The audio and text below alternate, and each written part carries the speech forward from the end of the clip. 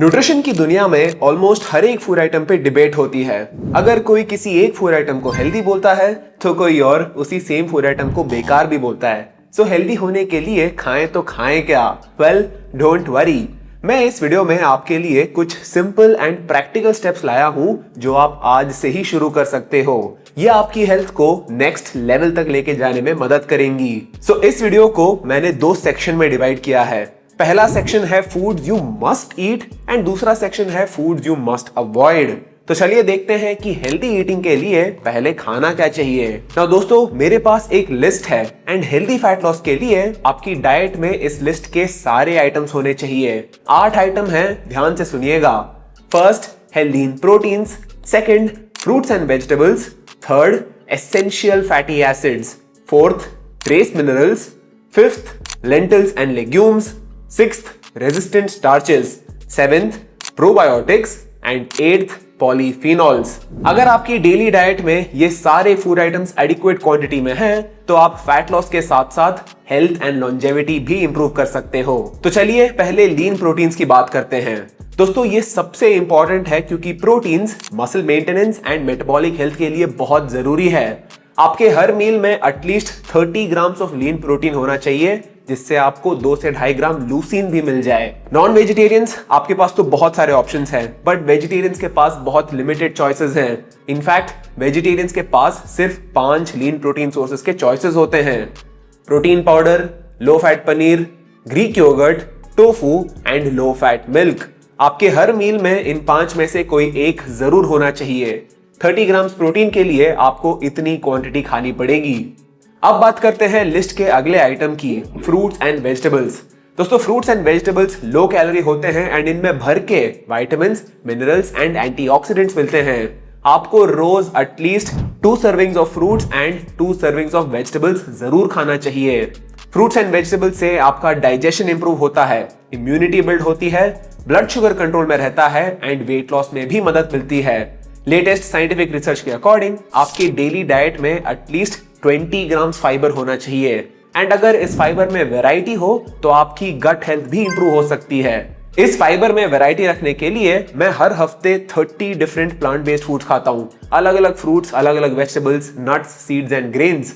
दोस्तों, long term weight management के लिए गट हेल्थ एक बहुत इंपॉर्टेंट फैक्टर होता है। अगर आपकी गट हेल्थ खराब है तो मैं गारंटी के साथ कह सकता हूं कि आप लंबे समय तक वेट मेंटेन नहीं कर पाओगे। अगर आपको गट हेल्थ के इस टॉपिक पे एक वीडियो चाहिए तो कमेंट्स में बताओ। अब अगला फूड कैटेगरी है एसेंशियल फैटी एसिड्स, जिसे हम ओमेगा 3 एंड ओमेगा 6 के नाम से जानते हैं। दोस्तों, आपके heart health, brain health and sexual health के लिए एसेंशियल फैटी एसिड्स बहुत इंपॉर्टेंट है ना। ओमेगा 6 तो हम सबकी डाइट में ठीक ठाक क्वांटिटी में होता है, वो कुकिंग ऑयल से मिल जाता है, बट ओमेगा 3 में मेजॉरिटी इंडियंस डेफिशिएंट हैं। आपकी डेली डाइट में at least 500 milligram EPA plus DHA जरूर होना चाहिए। दिक्कत यह है कि ओमेगा 3 के कोई वेजिटेरियन सोर्सेस नहीं हैं और अगर हैं भी तो उनकी बायो अवेलेबिलिटी बहुत कम होती है। फॉर एग्जाम्पल, वॉलनट्स में ओमेगा 3 मिलता है बट वो ALA के फॉर्म में होता है, जो आपकी body efficiently EPA and DHA में कन्वर्ट नहीं कर पाती। वेजिटेरियंस के लिए सिर्फ एक ही हाई क्वालिटी ओमेगा 3 का सोर्स है, वो है डीप सी एल्गी ऑयल, जो आप सप्लीमेंट के फॉर्म में ले सकते हो। नॉन वेजिटेरियंस ओमेगा 3 के लिए आप हफ्ते में 2 से 3 बार फैटी फिश खा सकते हो, जैसे कि भांगड़ा या फिर सैल्मन। अदरवाइज आप भी सप्लीमेंट ले सकते हो। अब लिस्ट का अगला आइटम है ट्रेस मिनरल्स। ट्रेस मिनरल्स जैसे कि iron, zinc, copper, selenium and iodine. ये ट्रेस मिनरल्स आपकी हार्मोन हेल्थ जैसे कि थायराइड फंक्शनिंग के लिए बहुत इंपॉर्टेंट है। कुछ लोग होते हैं जिनके लैब रिपोर्ट्स में थायराइड कंप्लीटली नॉर्मल निकल के आता है, बट फिर भी ये लोग हाइपोथायराइडिज्म के सिम्टम्स एक्सपीरियंस करते हैं, जैसे कि sluggishness, tiredness, fatigue and sudden weight gain. ये सिम्टम्स मिनरल डेफिशिएंसीज की वजह से भी हो सकते हैं। इनफैक्ट जिंक की मिनरल डेफिशिएंसी से आपका टेस्टोस्टेरोन भी कम हो सकता है। नाउ, ट्रेस मिनरल्स के लिए मैं अपनी डेली डाइट में चिकन लिवर जरूर ऐड करता हूं। दोस्तों, लिवर सबसे ज्यादा न्यूट्रिशियस फूड आइटम है। लिवर में आपको highly bio available iron, zinc, selenium and B vitamins भी मिलते हैं। और तो और आपको बहुत ज्यादा लिवर खाने की जरूरत नहीं है। दिन का सिर्फ 20 से 25 ग्राम या फिर हफ्ते का 150 ग्राम लिवर बस है। But what about vegetarians? Vegetarians iodine के लिए आप सीवीड नहीं तो सी केल्प खा सकते हो। सेलेनियम के लिए आप एक आध ब्राजीलियन नट खा सकते हो। आयरन के लिए आप ग्रीन लीफी वेजिटेबल्स नहीं तो सोय प्रोडक्ट्स खा सकते हो। बट आयरन का एक प्रॉब्लम है, वेजिटेरियन आयरन सोर्सेज की बायो अवेलेबिलिटी बहुत कम होती है। आपकी बॉडी सिर्फ 2 to 10% अब्सॉर्ब कर पाती है, सो आपको ज्यादा क्वांटिटी में खाना पड़ेगा। एक और स्ट्रेटेजी है जिससे आप अपनी आयरन रिक्वायरमेंट्स फुलफिल कर सकते हो, वो है using cast iron utensils for cooking. Latest scientific research के अकॉर्डिंग कास्ट आयरन यूटेंसिल्स में कुक करने से आप अपने खाने की आयरन की मात्रा बढ़ा सकते हो। अब अगला फूड कैटेगरी है लेंटिल्स एंड लेग्यूम्स। दोस्तों, धरती पे 5 ऐसी जगह हैं जिसे ब्लू रीजन के नाम से जाना जाता है। वो है Okinawa Japan, Sardinia Italy, Loma Linda California, Nicoya Costa Rica and Ikaria Greece. दोस्तों, इन 5 रीजन में लोगों की सबसे healthy and long life span देखी जाती है। ये लोग एक मेडिटेरेनियन स्टाइल डाइट फॉलो करते हैं जिसका सेंटर स्टोन होता है लेंटिल्स एंड लेग्यूम्स। दोस्तों, हेल्थ एंड लॉन्जेविटी के टॉपिक पे इन ब्लू रीजन्स के लोगों से बहुत कुछ सीखने को मिलता है। ये लोग प्राइमरीली एक प्लांट बेस्ड डाइट खाते हैं जिसमें फाइबर भर के होता है, processed foods next to negligible and पेट 80% भरते ही ये लोग खाना बंद कर देते हैं। इनफैक्ट इन लोगों से इंस्पिरेशन लेके मैंने भी अपनी डेली डाइट में 30 से 40 ग्राम लेंटिल्स या तो लेग्यूम्स ऐड करना स्टार्ट कर दिया है। अब लिस्ट का अगला आइटम है रेजिस्टेंट स्टार्चेस। दोस्तों, रेजिस्टेंट स्टार्च एक टाइप का प्रीबायोटिक होता है जिसके बहुत सारे हेल्थ बेनिफिट्स होते हैं। आपके पेट में जो गुड बैक्टीरिया होती है वो इस रेजिस्टेंट स्टार्च को कंज्यूम करती है एंड इन रिटर्न एक short chain fatty acid produce होता है कॉल्ड एज ब्यूटरेट। दोस्तों, ब्यूटरेट के एंटी कैंसरस प्रॉपर्टीज हैं जिससे हम सब बेनिफिट कर सकते हैं। 2012 में एक स्टडी पब्लिश हुई थी showing the health benefits of resistant starch. जिन लोगों ने daily 30 grams resistant starch long term के लिए कंज्यूम किया था, उन लोगों की कोलन कैंसर होने की संभावना 50% से कम हो चुकी थी। दोस्तों, ब्यूटरेट हंगर मैनेजमेंट में भी मदद कर सकता है, इसीलिए फैट लॉस के लिए resistant starches are a super food. Now, resistant starch कहां मिलता है? दोस्तों, रेजिस्टेंट स्टार्च का बेस्ट सोर्स होगा रॉ ग्रीन बनाना यानी कच्चा केला। दोस्तों, कच्चे केले में सबसे ज्यादा रेजिस्टेंट स्टार्च की मात्रा पाई जाती है। मैं अपने डेली डाइट में एक कच्चा केला जरूर ऐड करता हूं। आप इसे एज इट इज खा सकते हो, नहीं तो लाइटली कुक करके सब्जी के फॉर्म में खा सकते हो, नहीं तो बेस्ट रहेगा आप कच्चे केले का पाउडर ले लो। साउथ इंडिया में बच्चों को यह पाउडर भी पिलाया जाता है। अब लिस्ट का अगला आइटम है प्रोबायोटिक्स। दोस्तों, एक हेल्दी डाइट में प्रीबायोटिक्स के साथ साथ कुछ प्रोबायोटिक्स का होना भी जरूरी है। प्रोबायोटिक्स एक टाइप के गुड बैक्टीरिया होते हैं which is essential for optimal gut health. ये प्रोबायोटिक्स हमें फर्मेंटेड फूड में पाए जाते हैं। फर्मेंटेड फूड जैसे कि घर की बनाई हुई दही, नहीं तो सावरक्रॉट, किमची और कॉम्बुचा। एक इंपॉर्टेंट पॉइंट भी याद रखना, फाइबर के बिना ये गुड बैक्टीरिया जिंदा नहीं रह सकती, so don't forget to eat your fruits and vegetables. और तो और फर्मेंटेड फूड रोज खाना है, ऐसा नहीं कि हफ्ते में 2 या 3 दिन खा लिया। अगर आप रोज नहीं खाओगे तो वो गुड बैक्टीरिया ऑलमोस्ट मर जाती है। फर्मेंटेड फूड्स में भी पहला प्रेफरेंस आपको उन फूड्स को देना चाहिए जिसे कुक नहीं करना पड़ता। इडली, डोसा, ढोकला ये सब सेकंड प्रायोरिटी लेंगे। फर्स्ट प्रायोरिटी दो दही, किमची, सावरक्रॉट जैसे फूड्स को। दोस्तों, अगर आपको ये डिटेल्ड फूड ब्रेकडाउन वीडियो अच्छा लग रहा है तो वीडियो लाइक करो एंड कमेंट्स में बताओ। इस वीडियो का टारगेट है 3500 लाइक्स, सो जाके फटाफट कर दो। नाउ, लिस्ट का आखिरी आइटम है पॉलीफिनॉल्स, जैसे कि dark chocolate, blueberries, strawberries, olive oil, नहीं तो ग्रीन टी। दोस्तों, पॉलीफिनॉल्स पे रोज कोई नई नई रिसर्च निकल के आ रही है कि इसके कार्डियोवैस्कुलर हेल्थ बेनिफिट्स हैं, कॉग्निटिव फंक्शन बेनिफिट्स हैं, ब्लड शुगर मैनेजमेंट में मदद करता है, वेट लॉस में मदद करता है एंड स्किन के लिए भी मदद करता है। अगर आप अपनी हेल्थ को सीरियसली इंप्रूव करना चाहते हो तो डेली कोई ना कोई पॉलीफिनॉल रिच फूड जरूर खाओ। मैं खाता हूं डार्क चॉकलेट, नहीं तो ककाओ पाउडर। दोस्तों, डार्क चॉकलेट 90% डार्क के ऊपर के हेल्थ बेनिफिट्स बहुत पावरफुल है। Heart health, skin, digestion and inflammation सबको इंप्रूव करता है thanks to its high polyphenol content. But एक चीज याद रखना, डार्क चॉकलेट में कुछ हैवी टॉक्सिक मेटल्स भी मिल सकते हैं जैसे कि लेड एंड कैडमियम। इसीलिए ऐसे ब्रांड्स चूज करो जो अपने लैब रिपोर्ट्स ट्रांसपेरेंट तरीके से शेयर करते हैं। अब चलिए मैं दिखाता हूं कि इन सारे फूड आइटम्स को आप अपनी डेली डाइट में कैसे ऐड कर सकते हो। ब्रेकफास्ट के लिए मैं लेता हूं 300 ग्राम घर की बनाई हुई दही। ये हो गया मेरा प्रोबायोटिक फूड। दोस्तों, घर की बनाई हुई दही में एक डाइवर्स बैक्टीरियल स्ट्रेन मिलता है जो पैकेज्ड कर्ड में नहीं होता। 300 ग्राम दही में मैं ऐड करता हूं 15 ग्राम raw organic cacao powder. Cocoa powder नहीं, I am talking about cacao powder.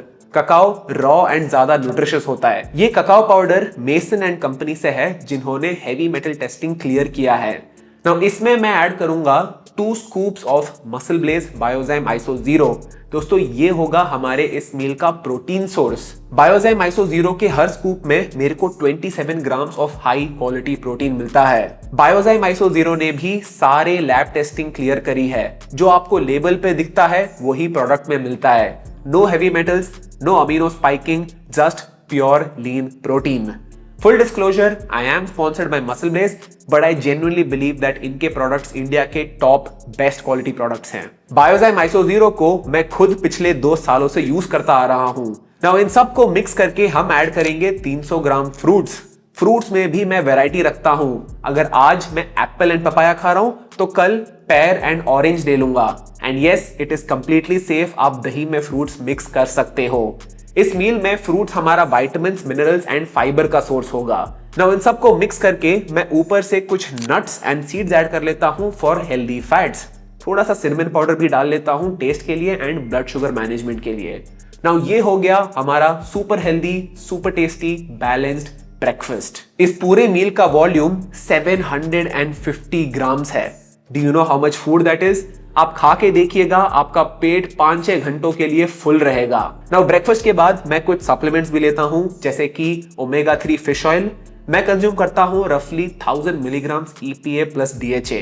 इसके साथ मैं लेता हूं विटामिन D3, इसका मैं लेता हूं 5000 IUs एंड मैं जिंक मैग्नीशियम भी लेता हूं। इसके अलावा कुछ कंडीशनल सप्लीमेंट्स हैं जो मैं अपने डेफिशिएंसीज के लिए लेता हूं। ये सारे सप्लीमेंट्स लेके it is now time for lunch.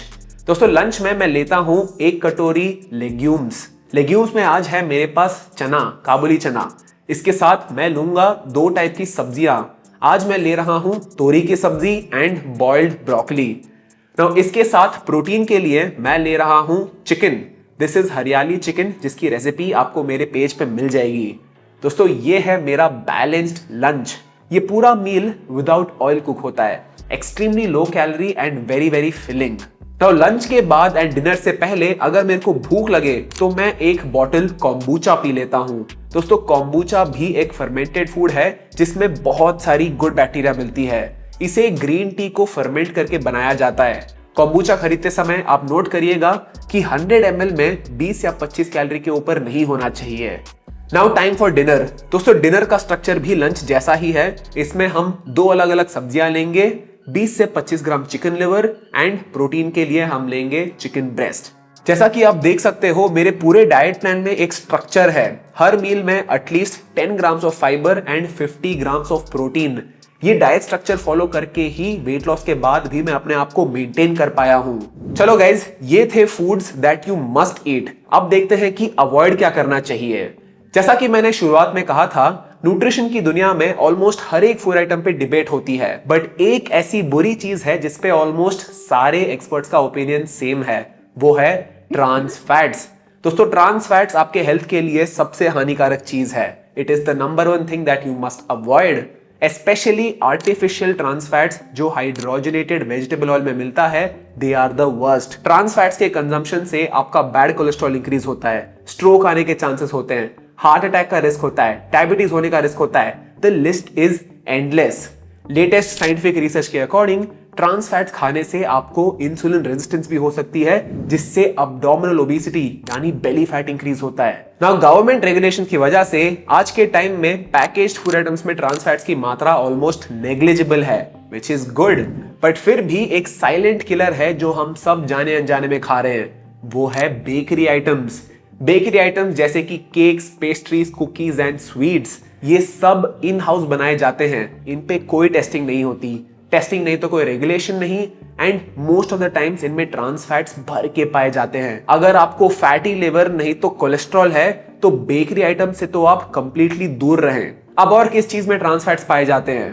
दोस्तों यूज्ड कुकिंग ऑयल भी एक साइलेंट किलर है। हमारे यहाँ एक कॉमन प्रैक्टिस है कि तेल को हम बार बार यूज करते हैं।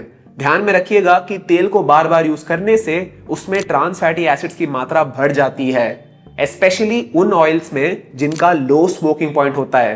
जब आप इन ऑयल्स को रिपीटेडली हाई टेम्परेचर पे एक्सपोज करते हो तो इनके फैट मॉलिक्यूल्स टूट जाते हैं एंड ट्रांस फैट्स की मात्रा बढ़ जाती है।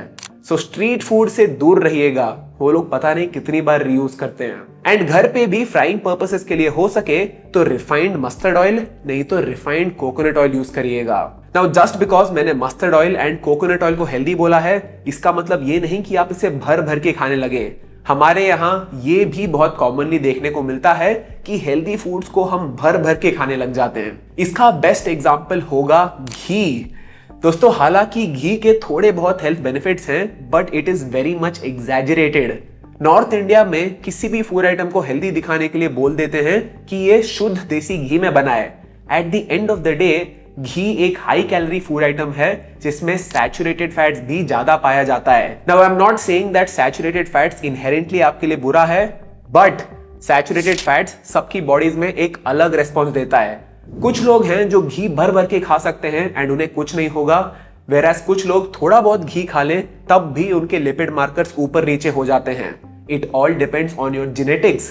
आपका बेसलाइन कोलेस्ट्रॉल कितना है, आपका बॉडी फैट कितना है, एक्टिविटी लेवल्स कितने हैं, there are multiple factors at play here. I know कि मैंने घी के बारे में बात छेड़ी है तो कुछ लोग ट्रिगर होने वाले हैं, बट मेरा काम है scientific evidence as it is आप लोगों को प्रेजेंट करना। सबके पास इतने पैसे नहीं कि वो जेनेटिक टेस्टिंग करवा सके, इसलिए जनरल गाइडलाइन ये है कि सैचुरेटेड फैट का कंजम्पशन आपके टोटल कैलोरिक बजट का सिर्फ 10% होना चाहिए। So let me repeat guys, trans fats का कंजम्पशन आप नेग्लिजिबल रखें एंड सैचुरेटेड फैट्स कम से कम। अवॉइड सेक्शन में सिर्फ इतना ही कहना चाहूंगा। और कोई ऐसा फूड नहीं है जो इनहेरेंटली आपके लिए बुरा है, जस्ट मॉडरेशन में खाइएगा। So guys, that is it for this video. I hope कि आपने कुछ नया सीखा। Thank you so much for watching. I will see you in the next one. Bye bye.